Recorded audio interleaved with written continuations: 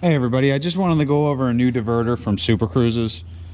This diverter is a billet diverter. It's really nice, installs in the OEM location, and when you order a big turbo, I can install these on your big turbo now. But the point of this video is to explain these diverters.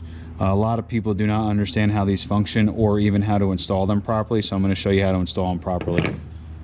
First things first, I want to take off the new diverter from Super Cruze's.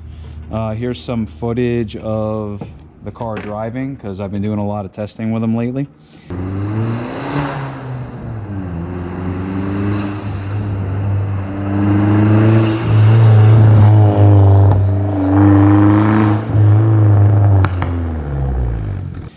These diverters are awesome and they hold a lot more boost than a lot of the stuff out in the market.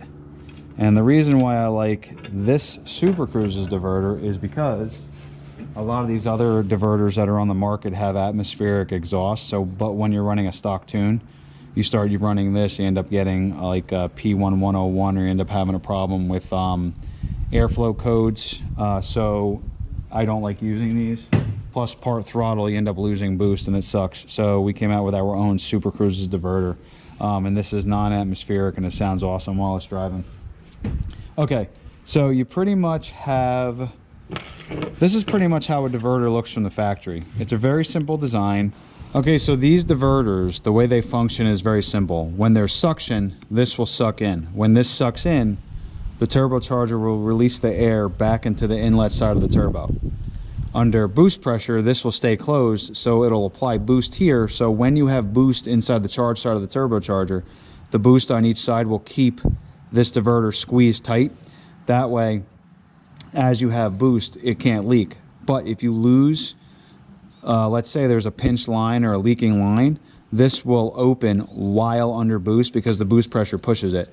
And when these are just installed because somebody did it once and they're trying to tell you, oh, I know how to put that in, you just take it and throw it in there, what ends up happening is it's not installed correctly, so you end up losing boost and you think, oh, I just put this in, but oh, the turbo must be bad because I'm not making boost, and really it's because this was installed improperly. So let me show you the correct way to install it.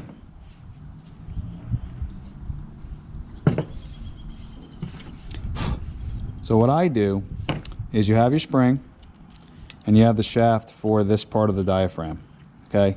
It's a pain in the ass to put in, and a lot of times people just will do this. They'll just stick it in there, they'll squeeze this down, put bolts in, and they'll think, oh, it's installed, this should be fine. However, if this isn't seated correctly, it will leak, and then someone will basically think, oh, you know what, the turbo's bad or whatever because this is installed incorrectly. So really what you want to do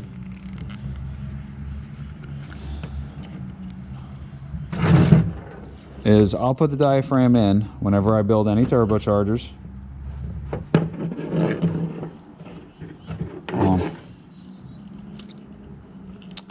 I will hold the diaphragm in place, and then what I'll first do is put a suction on the diverter. Now this let me know the diverter functions properly, but what's happening is it's centering the diaphragm. I'm going to put the diaphragm in place, and then I'm going to put in the bolts evenly. I'm going to tighten them down to the same height. They don't need to be super tight, just enough that when I release the vacuum, the diverter will drop in place, or the diaphragm will drop in place evenly. So when I tighten this up, it'll be lined up. So watch. Now I'm going to loosen this or release the pressure, and now the diaphragm inside has evenly went into place. So now what I'm going to do is evenly tighten the bolts down. Now all of the Super Cruze's turbochargers will come with these 10mm bolts, just because it makes your life easier when you want to install something like this diverter.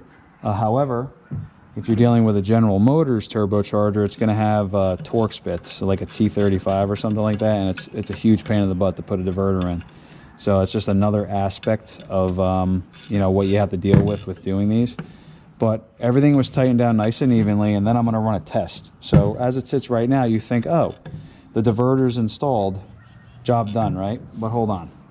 I always double check everything. So the first check I'm going to do is a vacuum check. So a lot of times I can hear the diverter, so I'm just going to apply suction. And I want to make sure the diverter is holding. Now I heard the diverter move, and I'm seeing that the suction is staying. That's how I know this diverter is functioning properly. But watch. Let's say, for some reason, you didn't install it correctly. I'm just going to loosen these bolts ever so slightly, just a touch.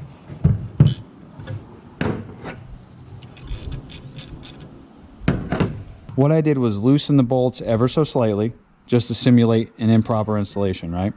So now you'll see, look, I'm putting suction on it, and it's pulling suction and holding. However, when I put it under pressure, it's not holding pressure. You actually hear it leaking. So even if you install it and you think it's correct, you should always check. So a lot of times most people don't have the pressure version of this. They just have a vacuum tool. So because it's a vacuum bleeder, I always apply pressure as well, and that's how I'm able to catch problems.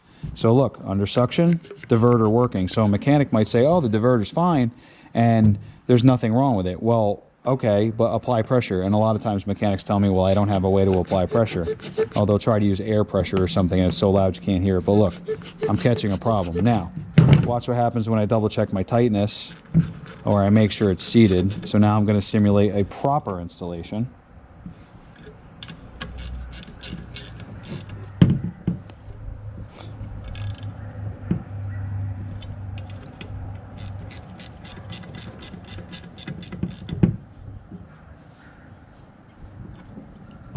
Okay, now under a proper installation, when you do vacuum, the diverter is going to open and you're not going to see any leaks. Then when I go to the pressure side, I'm going to see the diverter pressurize and it's going to hold. So I'm actually seeing slight movement on the pressure, which I personally don't like, so I'm going to reseat it. But you see how it's moving slightly? It could be because I overpressurize it. Actually, it's stopping at about 20 psi. But again, you know, if you're at 20 psi, this is fine because, you know, if you're tuned or adding more power or anything like that, you're going to want to get one of these anyway because these are good for holding like 50 psi. But at 20, it's actually holding pretty good. Oh, actually, no, we have a leak. Now, could it be my hose? Let's see. Could be the hose. Let's try that again. Actually, I think that was my hose leaking, but this is a good check.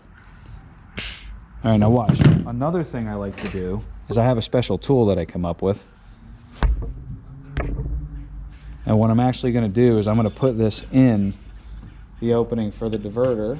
Now, I just do this because I like to fine-tune turbochargers. But what I'll do is I'll actually put a suction on this and I'll actually see that move, letting me know the diverter's opening.